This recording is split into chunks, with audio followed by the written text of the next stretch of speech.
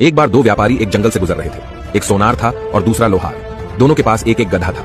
सोनार के गधे की पीठ रेशम के कपड़े से ढकी थी और वह कीमती स्वर्ण आभूषणों और हीरे जवाहरातों से भरे 2 थैले अपनी पीठ पर लादे हुए थे। वहीं दूसरी ओर लोहे के व्यापारी के गधे की पीठ पर एक साधारण सा कपड़ा था और वह लोहे की छड़ें अपनी पीठ पर लादे हुए था। सोनार के गधे को इस बात का घमंड था कि वह अपनी पीठ पर सोना हीरे जवाहरात लाद कर ले जा रहा है, इसलिए वह बार बार अपनी बातों से लोहार के गधे को नीचा दिखा रहा था। लोहार के गधे को बहुत बुरा लग रहा था, लेकिन वह चुपचाप उसकी बातें सुन रहा था।